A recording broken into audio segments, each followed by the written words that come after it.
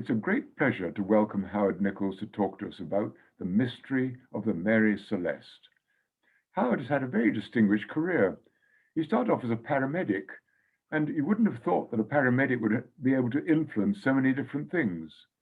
But he got a prize for redesigning ambulances. And that was back in the late 70s, 1980. He joined the lifeboats and trained them in paramedics. He joined SSAFA. So Howard's got a most interesting background, but most recently, he's been giving talks on crises at sea or problems at sea. Howard, we're greatly looking forward to your talk this afternoon. Over to you. Right, you ready for me to go? Good. Good afternoon, all. I hope you can all hear and see me. Okay. First thing is people see the screen come up and say you've spelt it wrong. It's not Mary Celeste, it's Mary Celeste. Well, we'll put that straight a little later in the talk. You guess whether it is right or whether it is Mary Celeste. But anyway, we'll start away. I'm going to start back where it all began, in Nova Scotia in 1860. The head of Fundy Bay, there's a town called Parsborough, or a small port. And what Parsborough had the problem was that all the ships stayed to the southeast of Nova Scotia into Halifax, then round the corner, up through the Gulf of St. Lawrence and up the St. Lawrence. Nobody came up the Bay of Fundy. So the people of Parsborough said, hey, come on, let's get this sorted out. If we build our own ship up here, we can deal ourselves with people coming and wanting equipment that we can bring. So they got together and formed a group of men and built a design of a ship that they wanted. I know this is entering the steam age, but they wanted a sailing ship, and they wanted a brigantine, a two-masted sailing ship. The reason for that is, if you have a steamship that's a heavy engine on board for more of the ship to pull, you'd have to take a couple of 100 tons of coal, which cut down on cargo space. And really in that part of the world at that time, there were very, very few steam engineers, but a lot of people who could handle steam. So it was decided to go for a sail-only ship. They sent the plans to this man, Joshua Dewis, and he had a shipyard in Fundy Bay, and that's as it is today on Spencer's Island. Nothing remains of the shipyard now, just this cairn and a brass plaque to say where the Mary Celeste was built. So if you ever go over there, find the plaque. So they set to work on building a two-masted brigantine. It took a year and a half to build, and she weighed in at 198 tons. She's 99'3" long. The beam or breadth is 22'5", and draft, which is ship below the waterline, of 11'7".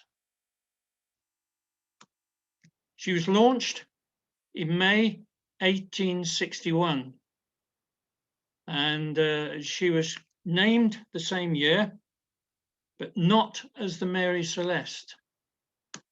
She was named Amazon of Parsborough. And you notice in the only oil painting that we have of the ship is flying the red ensign, because in those days, the area was still British North America. It hadn't been absorbed into what is now Canada. So she was British registered, albeit registered in Parsborough under British North America, and therefore the red ensign. There's Parsborough up in that end of Fundy Bay. Because up until then, any goods produced in that area or wanted in that area had to either go all the way through New Brunswick or climb over the mountains to the nearest port, which was Halifax. And this is what they were trying to get away from. So the ship was built, and she set off on her maiden voyage in 1861. And this is where all the problems of this ship started. She was going to be captained by Mr. Robert McClelland. And the original maiden voyage was from Parsborough and from Nova Scotia to Hamburg. And she was going to take what is wanted by the Europeans: heavy timber, turpentine, furs, especially for the ladies, the fashions of the time in Europe, furs, and bring back heavy engineering, steam-driven saws, and anything that could be used in the timber industry. That was the idea of the maiden voyage. But Captain Robert McLennan was taken ill almost immediately after setting sail. And unfortunately, 9 days later, he passed away with pneumonia. So the ship, without a captain, had to turn round and come back to Parrsborough again, where a new captain was found. The Captain John Parker. He set off from Parrsborough and he didn't get much beyond the harbour wall, and he collided with a fishing boat. So it went back into Parrsborough, Joshua Jewett's yard, for the damage to be repaired. No problem, they were in the shipyard repairing it, and there was some problem on board with the shipwrights, and fire heating tar caught fire and set fire to the front of the ship. So she had quite extensive damage to the front end by fire. Captain Parker. Anyway, second captain gone, a new captain found, but finally she got away. 1862, she set off transatlantic, and she's quite a small ship for taking a transatlantic voyage. Yeah, and the heavy cargo she was carrying, she was quite small for a transatlantic vessel. She made it to the English Channel, and traveling up through the English Channel off Dover, she collided with another ship, had to put into Dover repairs. And of course, if you're found to be responsible for the collision, the captain of that has to fall on his sword. So they had to go and find another captain. But finally, it got through to Hamburg, unloaded all the stuff that the German and Europeans wanted, reload with machinery that was wanted in Halifax and in Nova Scotia, and set sail back without problems back to Nova Scotia. For the next 5 years, she tramped around Nova Scotia, down the east coast of America, into the Caribbean, because they wanted to tap into the market in Caribbean. What she was going to do was take coal down, because they're well into the, how can I put it, steam age. But there is no coal available or can be mined in the Caribbean. So any coal for the steam engines has to be taken down. So it ran down from Glace Bay in the north of Nova Scotia down to the Caribbean, taking heavy timber and what have you down that the Caribbeans wanted. Returning, she would take in tinned fruit and everything else that's supplied by the Caribbeans, which was rum. And she did a good trade in taking rum up the east coast of America and into Nova Scotia. So she did that for about 5 years, no problem, up and down. And on one particular run to Glace Bay, which is up there on the top right of the picture, she was moored off, anchored off, and it was quite high wind, so she had no ballast on board. But the wind got up badly, and she was waiting to take on sacks of coal. It wasn't just tipped into the holds, it was put in sacks and taken that way. So they're up there on Glace Bay. Strong wind blew up with no ballast. She was caught by the wind and went up on the beach. And on 9th of November, 1876, she was beached on the beach in Glace Bay. She sustained considerable damage, but not unretrievable. But the company that set it all off, set the Amazon on its way, it wasn't making money. It wasn't doing anything like the trade that they'd hoped. So it was sold. It was sold as seen to an American company. And they had to come, repair it, and sail it back to the United States.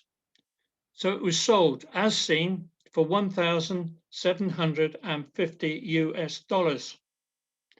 They set about repairing it and sailed it in ballast down to New York and down to East River in New York. And that's a picture of the East River, way to the right, as it would be seen. And somewhere in that jungle of buildings and quaysides, she was put into dock there. And she was totally rebuilt by this company. It had 4 owners. 4 owners. She was completely rebuilt in 1872 at a cost of $825.03. Don't ask me what the 3 cents was for, but that's on the official receipt of the cost of the rebuild. It's now registered in America, as you'll see the flag. It's got the 13 stripes, but only 15 stars. There's only 15 states of the Union at that time. She was slightly bigger at 282 tons. She put on nearly 100 tons in weight. She's a little bit longer at 107 feet instead of 99.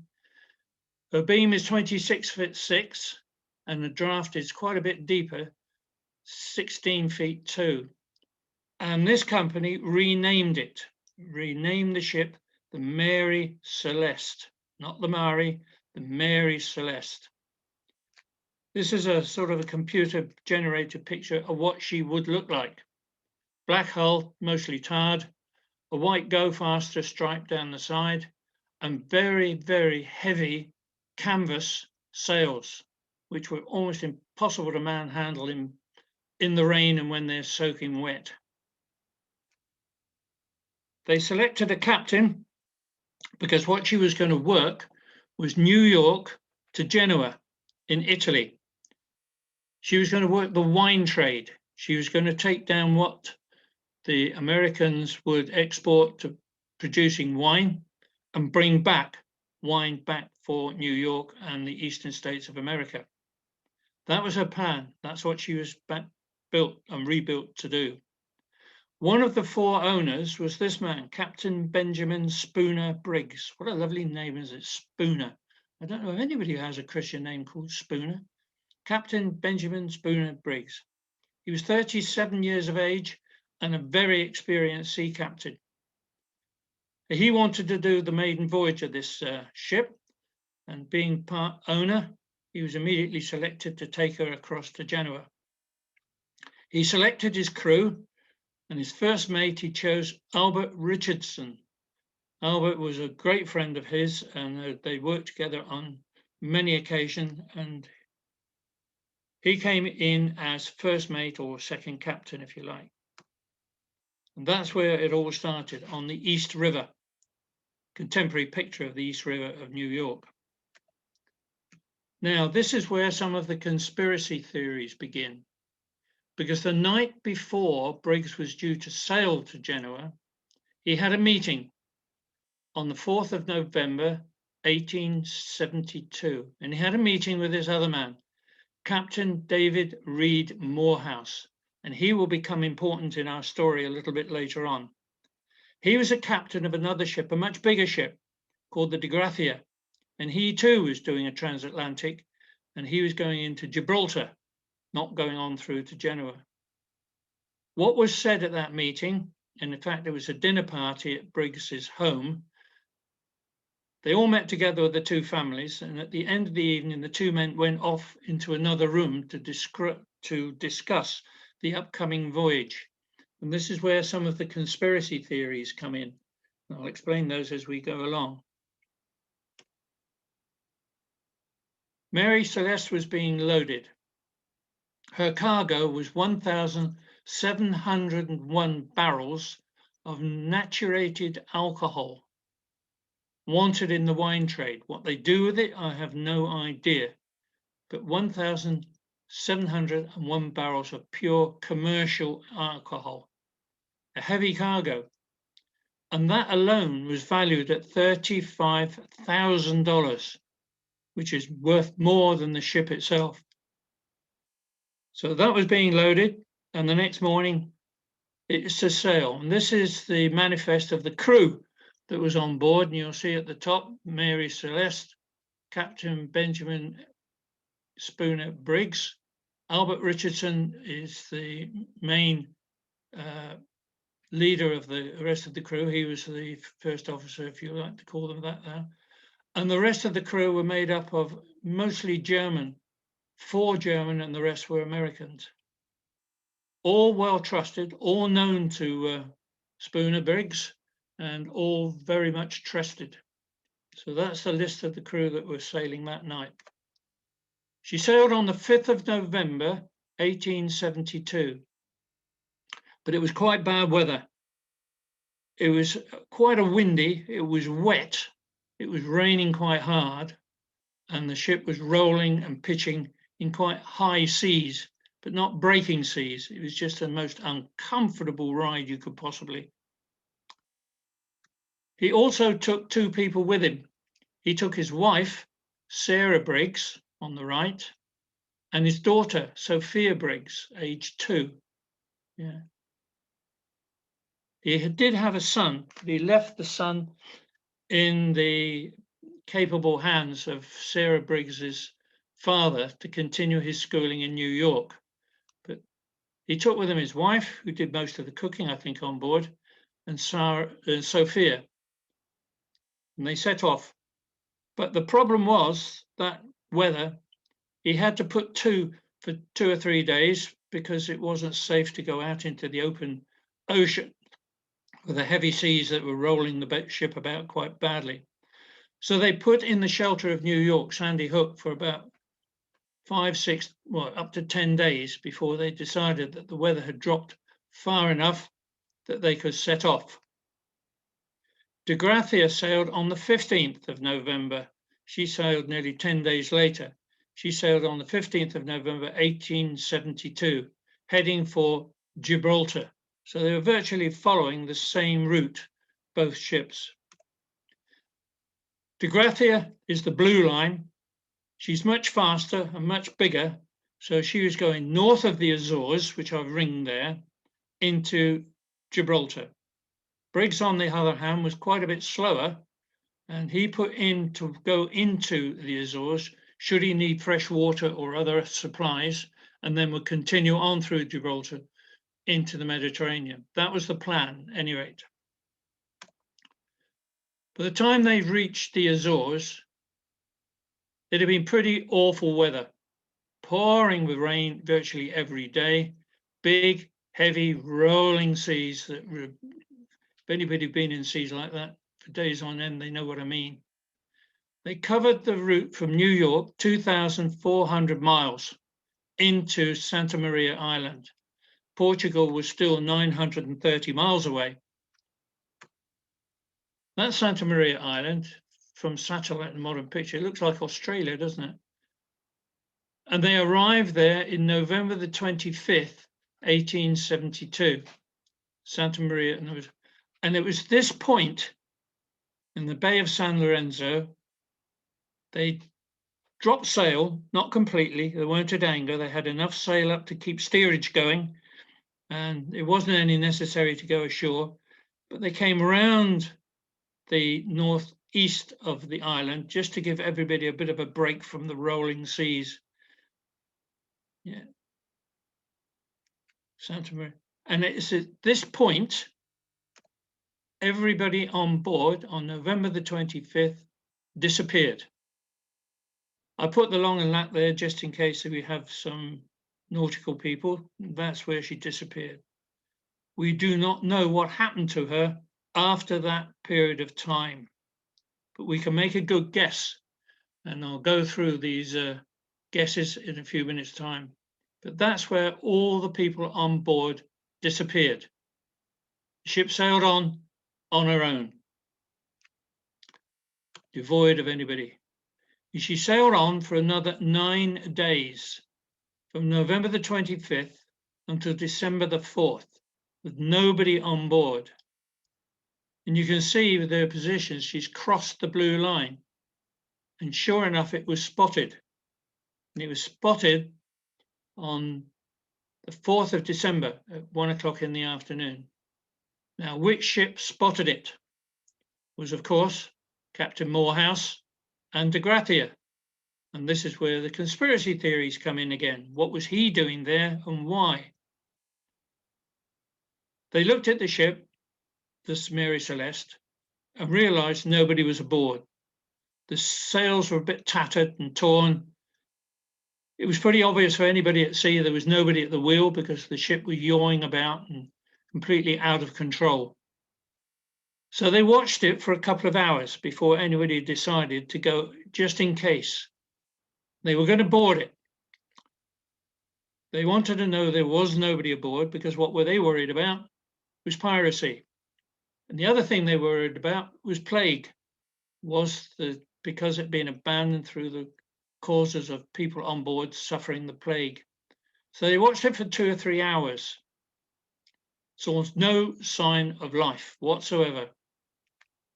Well, Morehouse got together with his first mate, Oliver Devoe, and Oliver Devoe offered to take a dinghy and a couple of volunteers to row across to the Mary Celeste and see what had happened. So that was agreed. And before they agreed to that, Oliver Devoe said, if we go across and climb aboard and there is nobody there, can we claim salvage? So that was agreed, that he would put in for salvage if they managed to get the ship to port. So when they got across, they rowed across, and what did they find on board? Found several things. One, the lifeboat, or the boat dinghy, tender dinghy that they used, it didn't have lifeboats in those days, was missing. It wasn't there. The hatch cover. Hatch cover was upside down further along the deck and not over the hold. Now, seamen are suspicious men. You do not put hatches down upside down. You're asking for calamity. So that's the first thing they noticed when they got aboard. First, the lifeboat was missing. And secondly, the hatch cover was upside down further along the deck. They also noticed that the halyard, which is one of the ropes that go to the top of the mast from the deck, there's always a spare one, a spare length of rope that could be used for any purpose. It's usually coiled up on the deck in case of emergencies. They found that had gone out through the gate on the side of the boat and trailing back along the side. There's nearly 50 yards along, this piece of rope. They hauled it in, and at the end of the rope, it was shredded as though it had just been torn off and the end of the rope torn away. And that was reeled in, nothing on the end of it, just shredded fibers from the rest of the rope. So they decided to go down below decks, thought there was no danger, so they went down below decks. First thing they found, the hold was about 3 to 4 feet deep in water. Well, if that hatch cover had been off for the last 9 days in the pouring rain, not surprising. And the wooden ship does leak to a certain extent, so having 3 to 4 feet of water in the hold was not unusual. They found Captain Briggs's sword, and what they thought was blood on the sword. That turns out to be false. It was oil and rust that had occurred while it was still in its scabbard. That was still in its place.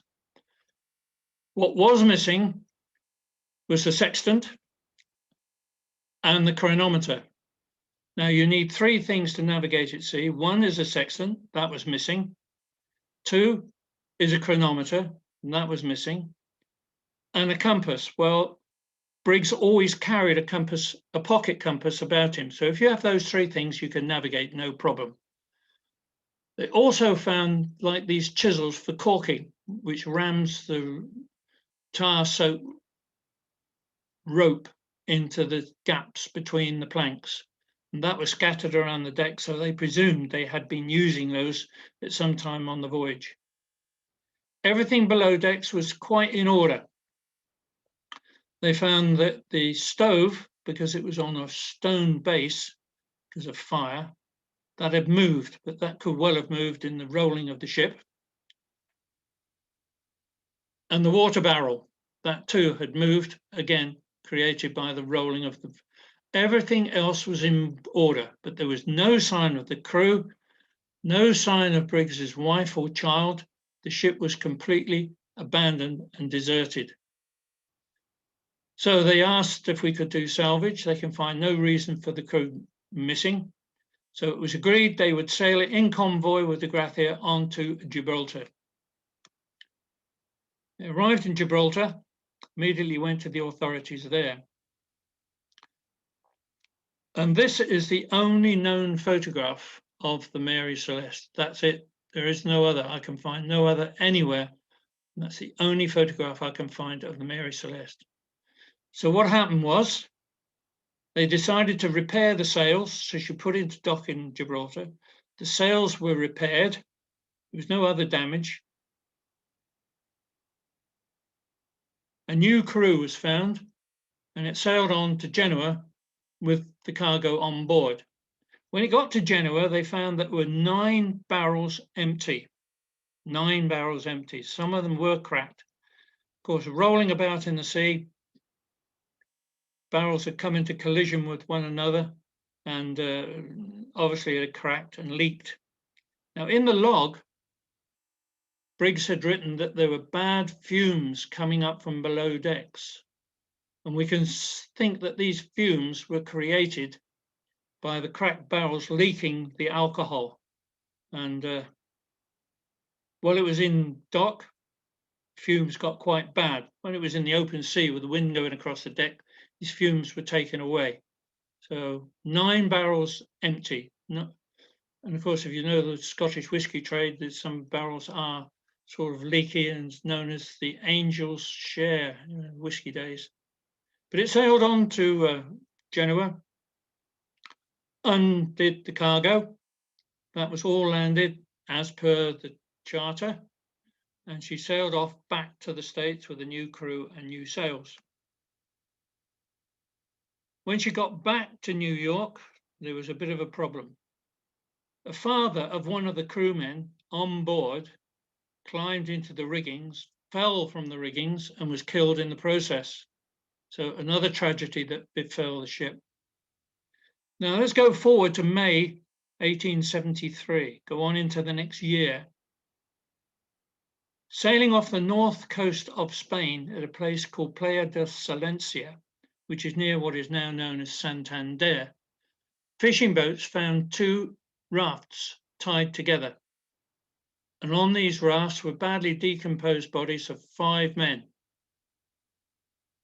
One of those was well dressed and he was wrapped in a stars and stripes. So whether that was Briggs or not, we'll never know, because they couldn't identify the ship that they'd come from or even where they come from. We could, with modern detection agencies of DNA, we could find out why and where they came from. But unfortunately, at that time, that didn't exist. And the 5 men were buried in a pauper's grave somewhere in northern Spain. We know not where.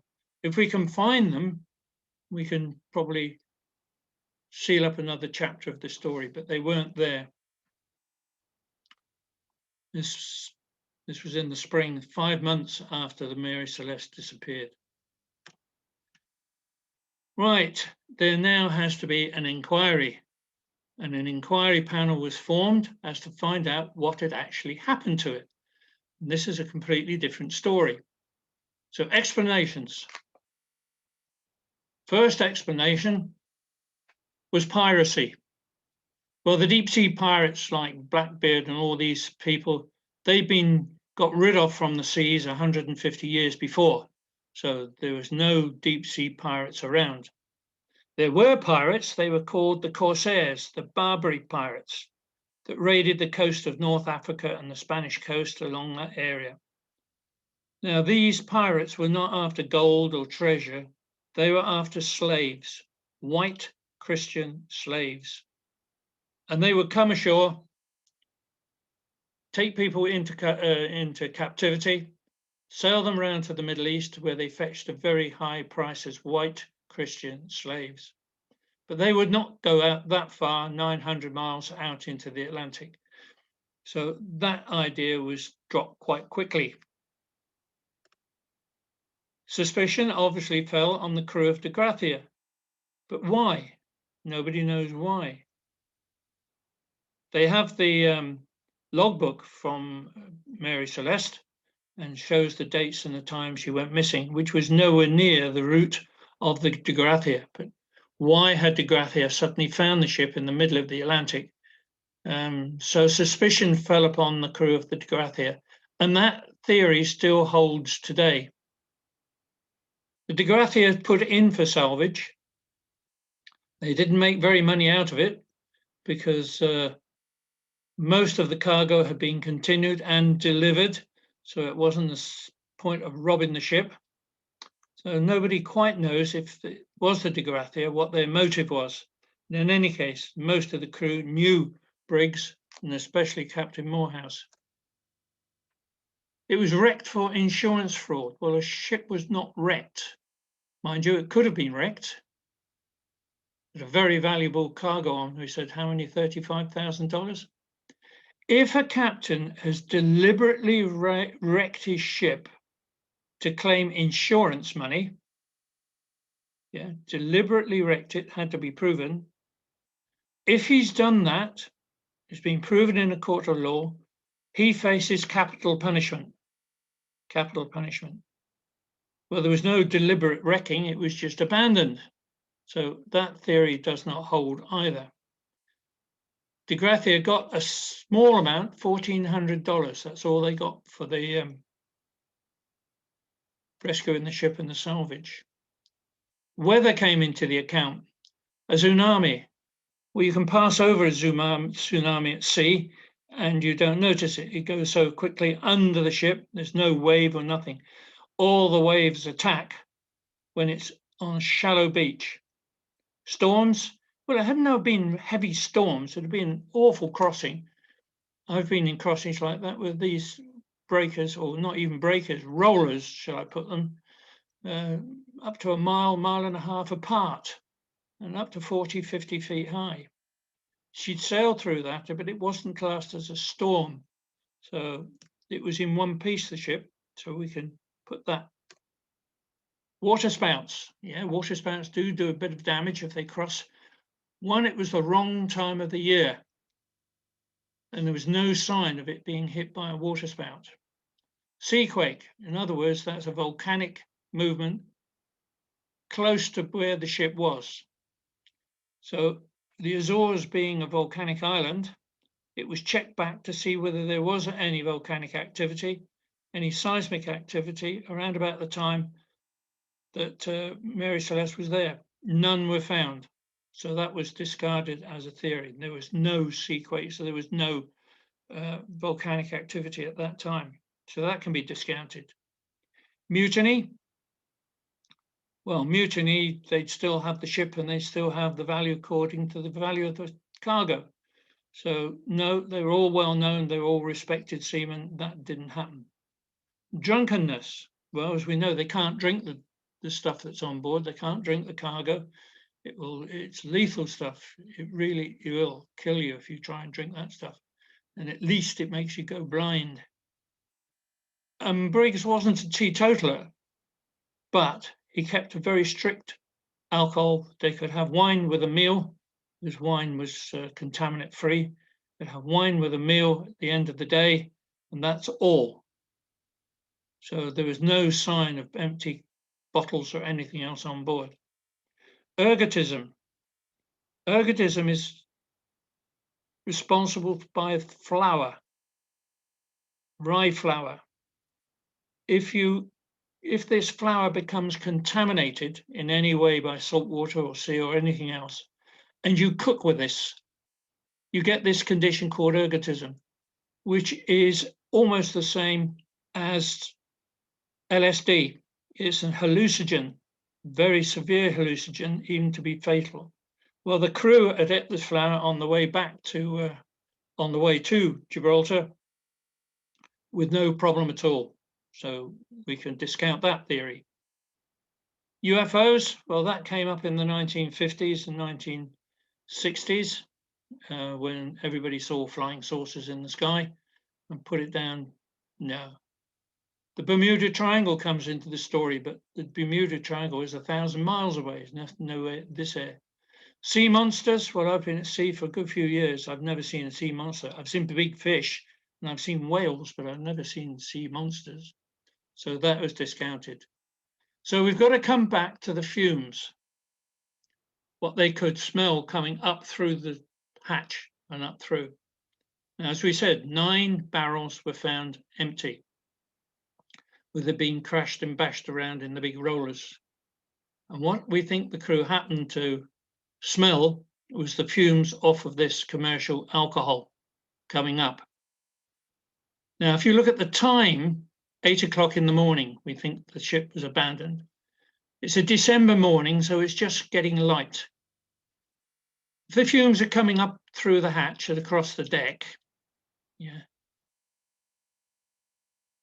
what would set these fumes off is fire, flame. At 8 o'clock in the morning, somebody would be going round the ship, pinching out the candles in the riding lights and other navigational lights. And we think what may have happened is they'd opened the door to one of these lanterns, that had ignited the fumes, and you have this flare, or flambe, if you like, flare of gases being ignited. And what we think then happened is the crew saw this and panicked. And there's only one way of saving your life at sea when this happens from fire, is to get over the side. So they think what happened, they put the lifeboat in the water, attached the lifeboat to the halyard. They would climb into the lifeboat and pay the rope off, so they're about 30, 40 yards behind the ship. Well, this flare of fumes is still going on. The flame is still going on. They found no sign of scorching on the woodwork or the sails, because they were also soaking wet and didn't score. But what we think happened, on examination of the ship, the crew that went over found the sails had not been reefed. They were still set, albeit only just, but they would create forward motion. And the ship had therefore taken off. It had been caught by the wind and it went. Also, the wheel had not been lashed and the wheel was just thrashing aside from side to side. So what we think happened, the crew saw this huge flare of flame come up from below decks. The hatch had been blown off, and that's why it was upside down further along the deck. And they'd all got in the lifeboat because it was tied off to the mainmast. They'd all got in the lifeboat, paid the rope off, and that was the rescue method in those days. They'd wait there until the fire had gone out or the flame had gone out, then pull themselves back on board. But what we think happened, the ship took off with the sails that it had, snatched the rope, and with it, one or two things could have happened. You could have snatched the rope and torn the front out of the lifeboat, or we think that's probably what happened, because they were only 8 miles offshore. And now with a disabled lifeboat, they were nowhere near were they going to get back ashore again. So they were left on their own, probably floundering in the water. And it was an offshore wind taking them further and further and further away from the island. It sailed back to New York, and one of the owners was on board. I don't know whether they're inspecting the damage, but he had a fall on board and was killed in the fall. So the owners decided to get rid of it, get shot of it. We don't want it anymore. It's a jinx, this ship is. And it went through 17 owners in 13 years and just tramped around the Caribbean, taking any cargo it could find. And on the 3rd of January, 1885, under Captain Carter, not Parker, Carter, he was sailing through off the island of Gonavi, which is off Haiti. And it was carrying a cargo of scrap rubber, bones, and rotten meat, all for the fertilizer trade. And it was obviously in a terrible state. It really was an appalling state. And whether he made a decision or not, but he sailed it full speed onto Rochelet's Reef, which is just off the Isle of Gonavi. That's Gonavi, because the reef is just below water. So it would have ripped the bottom out of Mary Celeste and hoped that she would sink and take everything with it. But it didn't. For some reason, it had caught fire as well. Because it didn't sink, they set fire to it, compounding their felony. So there's Roslave Reef in the jaws of Port-au-Prince and the jaws of Haiti. And there she lies today at the bottom, a complete wreck. What then happened was that the captain was taken before the court in Texas. And why Texas? Well, Texas does not have the death penalty. So he was due to be tried. I can find no record of the trial because 4 days before the trial, the captain died in mysterious circumstances, or so the newspaper says. He died in mysterious circumstances. The ship was left there to slide off the reef. It was in such a poor condition, nobody wanted to salvage it. And it was just left to break up in the weather and, well, just fell into total disrepair. Slid down below the decks and was scavenged for anything that anybody could find off of it, and just left in the middle of the Gulf. Now then, a few years later, this man wrote a book, Sir Arthur Conan Doyle.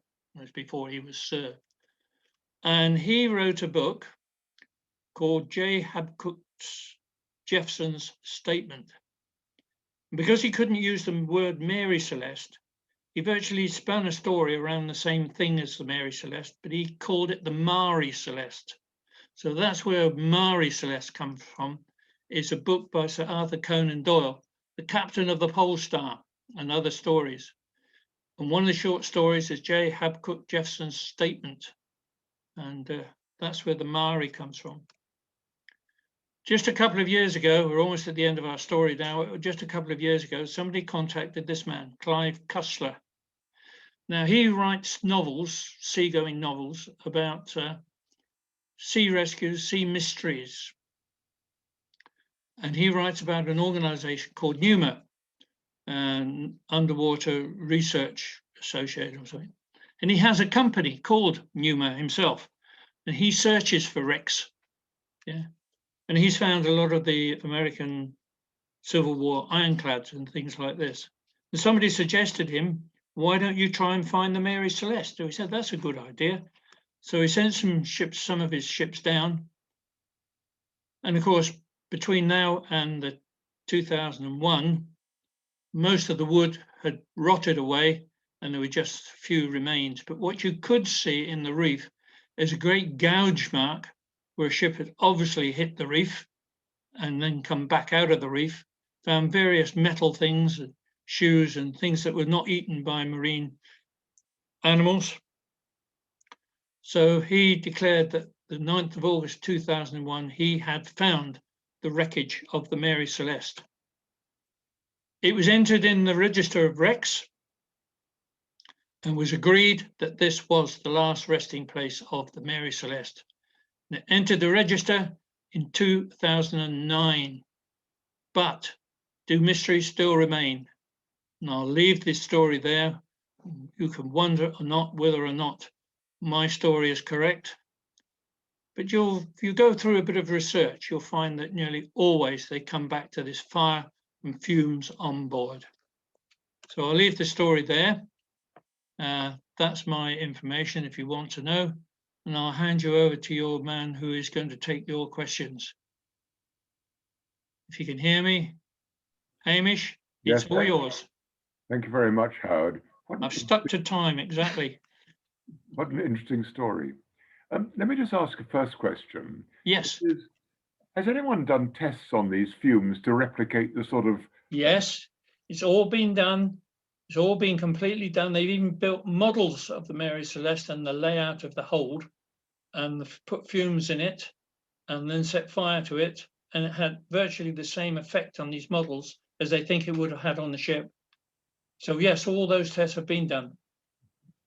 I've got another question here, which is, how do we know the latitude and longitude where the crew disappeared? Because it was entered in the log at 8 o'clock that morning. And the logbook stays on the ship. It doesn't go with anybody else. It always stays on the bridge. So that was still there when the ship was found. The logbook was still there. unfortunately, when it ran aground in Ganavi, that's where the logbook was lost. So we do know where it was. That was all registered in the logbook. So yeah, we know the time and 8:45, 8 something in the morning. So was they the last entry.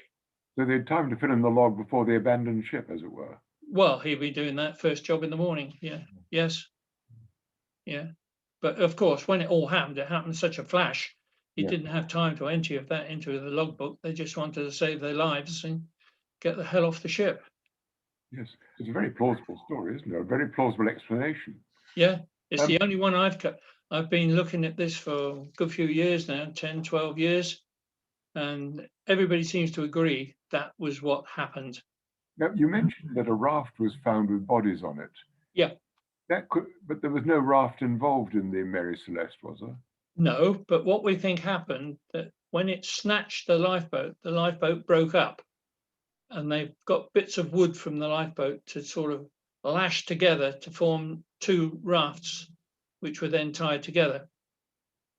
And we think these bits of wood were what was left of the lifeboat, or any floating wood that they could find as they went about trying to get off. But they couldn't go back to San Lorenzo. They couldn't go back to Santa Maria Island because the wind was taking them away offshore, way up to the northeast. So they had to go with where the wind took them. Did the lifeboat have any oars? Yes. Yeah. But they weren't strong enough to row against the wind. No, nowhere near strong enough to do that. Nowhere near. And were oars found on the rafts at the end? I couldn't tell you. All they found was scrap of wood. So they might well have put up what usually happened is the oar was sunk and tied into the wood to form a mast, that if they got some canvas or something together to form a sail, yes, the oar would become the mast. Yes, of course. That was the usual way of trying to save yourself. We only know that from people who have actually survived that situation. Yes, I was also thinking about the wife and baby. No female or child skeletons were found. Oh. You say two were or none were? No. Sorry?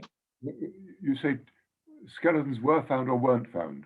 Were found. Only 5 skeletons out of everybody who was on board. Yeah. There'd be 9 crew plus the baby and the child.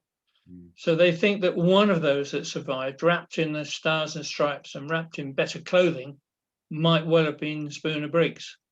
But we don't know, and we can't prove that because we can't find the bodies. They're buried in paupers' graves somewhere in northern Spain.